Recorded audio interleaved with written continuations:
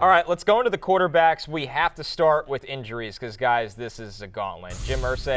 Anthony Richardson. Breaking news. Yeah, said he's probably done for the year with the shoulder injury. That's just wildly disappointing after such a promising start. Oh, yeah. Doug Peterson saying Trevor Lawrence with the knee is day-to-day. Matt Eberflus, which says Justin Fields is doubtful to play this week against the Raiders with the thumb.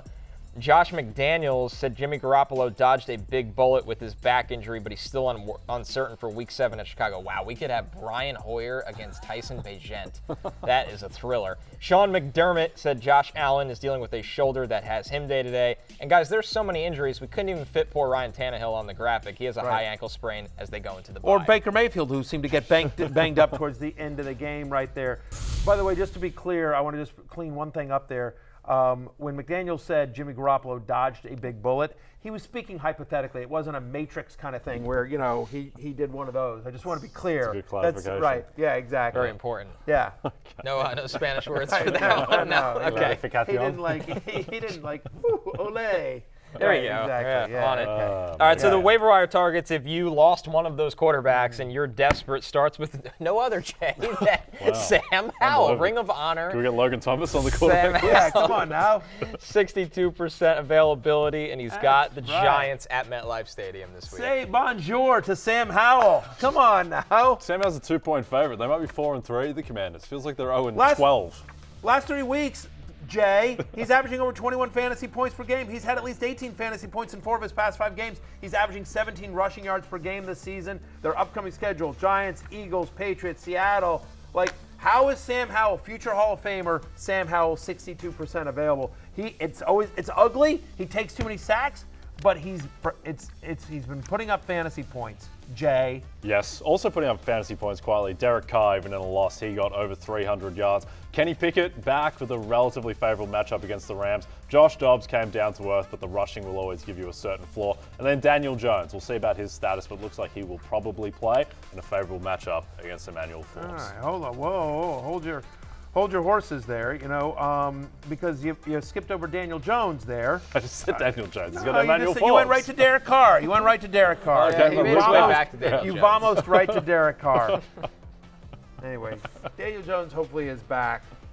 By the way, he's averaged over 18 fantasy points per game in his last 3 against my Commanders. My Commanders are not good defensively. They give the 3rd most fantasy points to opposing quarterbacks. Let's take a look at the tight ends. This is led by Falcons tight end Jonnu Smith, available in 81% of leagues. It's been a nice couple of weeks for Jonnu Smith, who could be on pace for a career year receiving. Packers tight end Luke Musgrave as well here. Barry, you've been excited about him. He's healthy now. He's got the Broncos. He's available in 82% of leagues. Both these guys seem viable if you're desperate. 100%. So yes, Kyle Pitts finally seems to be freed, but the fact is that even with Kyle Pitts producing, Jonnu Smith still has 3 straight games with double-digit fantasy points since week 3. He's a top 8 tight end in targets in the NFL. Why throw it to guys like Drake London or Kyle Pitts when you can throw it to Jonnu Smith or Bijan? Right, it's Bijan Robinson, I believe. That's Speaking right. of, right? Yeah, why throw to your 3 top 10 picks when you could bring in Jonnu Smith off the scrap heap? Yeah, exactly. Love Arthur Smith. At any rate, Jonnu Smith is out there, as is Luke Musgrave. You mentioned the Denver Broncos matchup. Broncos quietly allow the 2nd most fantasy points per game to opposing tight ends. His last 2 full games, remember he had the concussion in week 4, but the last 2 full games that Luke Musgrave played, he's had over 7 or more targets in both those games. And you feel like out of the bye, hopefully Jordan Love and the offense has tried to figure out a way to work him more into the system here. Michael Mayer is not somebody we really talked about yesterday, but he played 81% of the snaps for the Raiders, 5 for 75 on 6 targets as well. And this is a guy that a lot of people, Connor, thought should have been the number 1 tight end out of the draft this year. I had him as a top 15 player. I mean, he was one of the best college tight ends we've seen in the last decade for Notre Dame for 2 years. Touchdown machine, possession machine, was constantly moving the chains with first downs. It makes me wonder how it took this long to get him involved in this offense. It's honestly just stupidity, and I'm glad he finally got involved and had a huge day, and that will continue. Yep, hugely favorable matchup as well against Chicago. The Raiders might be 4-3 as well as the Commanders. It's unbelievable. Yeah. Kylan Granson as well, just with the amount that the Colts are throwing the ball. He may be an option against Cleveland, though you can probably do better there. And then Dawson Knox, who, again, just kind of fills the Dalton Schultz. Well, Dalton Kincaid's is still in the concussion protocol as of this taping. Dawson Knox qualifies at tight end. Yes. And Josh Allen is his quarterback. Yeah. There. I've said nice Probably, things about yeah. Dawson.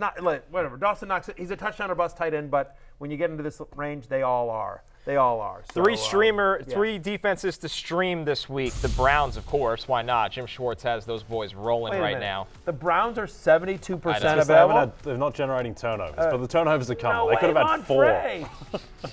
Seattle against Arizona. They're available in 78% of leagues. And the Bucs defense against the Falcons, 71% available. If you need a defense, grab one of these 3 for the week. Yeah, like them all. And to make an addition, you got to drop somebody. Here's a couple droppable players owned in over half of leagues right now. yeah. The Gus Bus, Anthony Richardson, Adios, of course. amigos. Yeah, this is the Adios, Yeah. waiver wired Adios edition. Jahan Dotson, ooh, tough there, Barry. Imari DiMercado, Logan Thomas. What? To Atwell. How do you sneak Entree on view there? to Dumpsville. And Elijah Moore in that Browns offense.